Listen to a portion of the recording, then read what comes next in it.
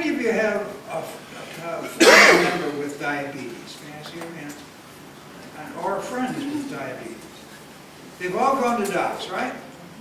And have any of them gotten cured? I can tell you this, changing docs won't help. We don't have a cure for diabetes. I have a disease called myasthenia gravis.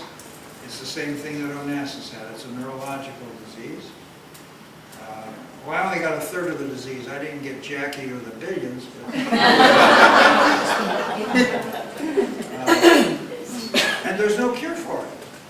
And I have to take my medicine in the morning, and before I get into court this afternoon, by the way, I'm not being arrested. I'm an expert witness in many, many trials involving alcohol and other drugs. And I've got one this afternoon. I have to take care of my chronic disease. I have to live with it. I can't lose it. I have to live with it, but I can't lose it. So I have to change my lifestyle. What did I do when I had my seizure? I recognized what had happened. I was 17, but I was pre-med. I was practicing medicine since I'm 10 years old.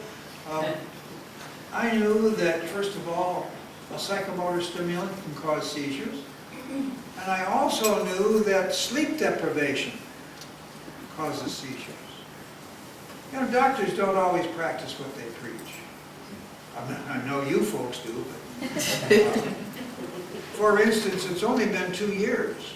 It started in New York State where laws have said doctors or resident physicians should not be working 36 hours on a stretch.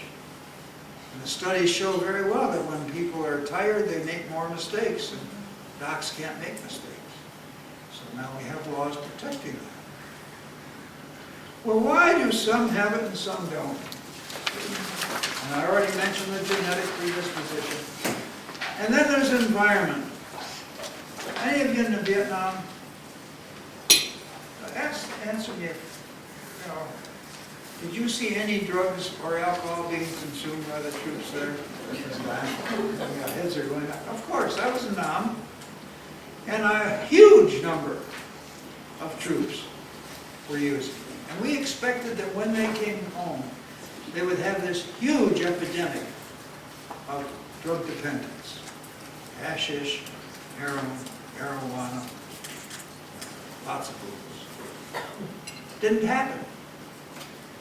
When the troops came back, about 90% said, I don't need this crap anymore, I'm going on with my life. And they did. 10 or 12% needed treatment. So it's the environment that can have something to do with it, but exposure also. We know that if you start drinking before your brain is fixed, before your brain has developed, which is around 21, 22, 23 years of age, before it's fully developed, you start drinking then, and you have the genetic predisposition, the chances are that you'll go about 5 or 6 years without a problem. Now there are some who say, no, my first drink was a drunk, and every drink thereafter was a drunk. And the answer to that is, boy, you got genetic predisposition, probably all 3 of the genes that we know at this point, or maybe more,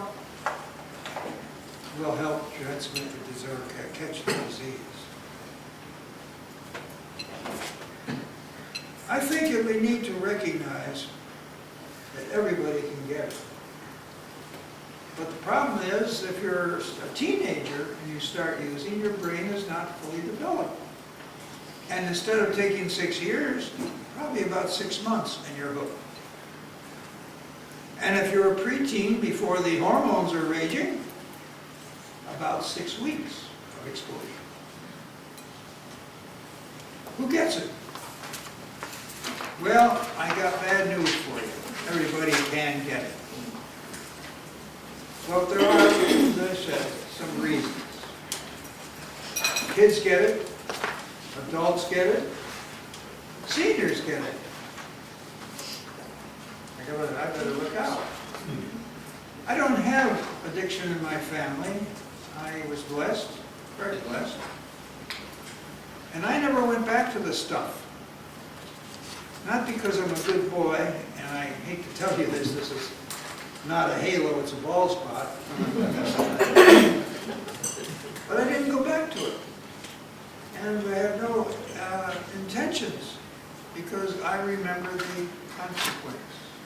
How many of you have ever rolled through a stop sign? Oh my God, there's a bunch of criminals and there's no police in here, so it's okay. Now, hold your hands up if you ever rolled through a stop sign. Come on, okay. Keep your hands up if you ever were stopped by the police. Oh boy, thank goodness we got good cops now. Now keep your hands up, those of you who have been stopped by the police. Have you ever rolled through a stop sign since you were stopped by the police? What's the first thing we all do when we roll through a stop sign? Look around. Look in the rear view mirror. That's scary. That's scary. You see, what we know doesn't necessarily change behavior. We all know it's illegal, and we all know that it could be dangerous.